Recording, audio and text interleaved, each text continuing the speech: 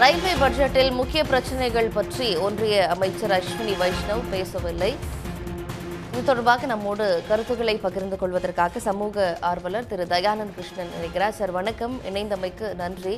இப்போ ரயில்வே பட்ஜெட்ல தமிழ்நாட்டுக்கு எந்த திட்டங்களும் அறிவிக்கப்படலை, இது பற்றி கேள்வியும் எழுப்பப்பட்டிருந்தது. முக்கிய பிரச்சனைகள் பற்றி பேசாததை நீங்க எப்படி பார்க்குறீங்க? முக்கியமா அந்த பிங்க் புக் என்ற ஒரு ஆண்டும் ரயில்வே திட்டங்கள் குறித்து ஒரு ப்ராஜெக்டும் என்ன ப்ராக்ரஸ் ஆகுது மற்றும் எவ்வளவு செலவினம் பண்றாங்கன்னு அந்த ஒரு பிங்க் புக் விஷயத்தையே அவங்க ரிமூவ் பண்ணது மிகப்பெரிய அதிருப்தி இருக்கு மக்கள் கிட்ட. ஏன்னா ரயில்வே திட்டங்களை பத்தி பொதுமக்கள் கிட்ட தெளிவா எந்தெந்த திட்டம் ப்ராக்ரஸ் ஆகுது அப்படின்னு நம்ம இந்த பிங்க் புக் எக்ஸ்பெண்டிச்சர் வச்சு தெரிஞ்சுக்கலாம். ஆனா அந்த அந்த பிங்க் புக்கே சென்ற ஆண்டுல இருந்து அவங்க கைவிட்டுட்டாங்க. இதுவே ஒரு பெரிய ஒரு டிரான்ஸ்பரன்சி இல்லாத ஒரு விஷயத்தை கொண்டாந்த மாதிரி இருக்கு. மேலும் அவங்க சொல்றக்கூடிய திண்டிவனம் திருவண்ணாமலை திட்டம் பாத்தீங்கன்னா 2019 ஆண்டுலயே அபயன்ஸ்க்கு போயிடுச்சு. இந்த திட்டம் கிடப்புல போட்டிருக்காங்க.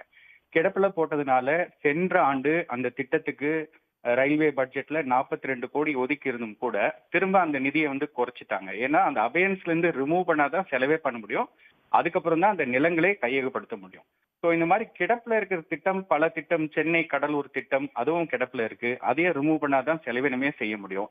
இதெல்லாம் அவர் கவனிக்காம பதில் கொடுத்திருப்பது ரொம்ப ஏமாற்றமாக இருக்கிறது. திண்டிவனம் நகரி பாத்தீங்கன்னா சென்ற ஆண்டு 350 கோடி நிதி ஒதுக்கி இருக்காங்க. பொதுவா ஒரு ரயில் கட்டுமானம் செய்யறதுக்கு 1 கிலோமீட்டருக்கு 30 கிலோமீட்டர்னா 350 கோடி வச்சு நம்ம எவ்வளவு கிலோமீட்டருக்கு பண்ண முடியும்? அதிகபட்சம் ஒரு 12 கிலோமீட்டருக்கு தான் நம்மளால லே பண்ண முடியும். இந்த மாதிரி பல திட்டங்களுக்கு போதுமான நிதியே ஒதுக்க மாட்டாங்க.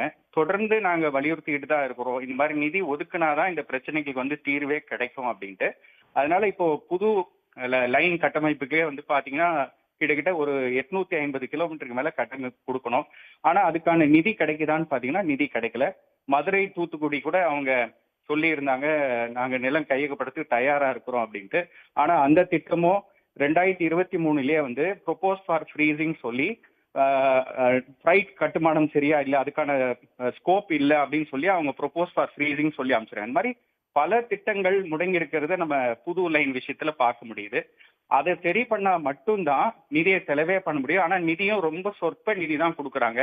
சென்ற ஆண்டு புதிய ரயில் பாதைகளுக்கு வெறும் 618 கோடி. அதை இந்த செலவினம் பாத்தீங்கன்னா ரொம்ப குறைவா இருக்கிறத பார்க்க முடியும். டபுளிங்லயும் சேலம் கரூர், அப்புறம் ஈரோடு கரூர் மற்றும் காட்பாடி விழுப்புரம் இதுக்கெல்லாம் 400 கோடி ஒதுக்கி இருந்தாங்க. ஆனா கடந்த டிசம்பர் மாதம் வரை ₹1 கூட செலவு பண்ணல. கேட்டா அதுக்கு டிபிஆர் இன்னும் அப்ரூவ் பண்ணலன்றாங்க. அப்போ அப்ரூவ் ஆகாத திட்டத்துக்கு எதுக்கு ஒதுக்கீடு கொடுக்கணும்? அதனால இந்த மாதிரி ஃபர்ஸ்ட் திட்டங்கள்ல இருக்கிற ஒதுக்கீடை கொடுக்கறதுக்கு முன்னாடி ஃபர்ஸ்ட் திட்டங்களை அப்ரூவ் பண்ணணும்.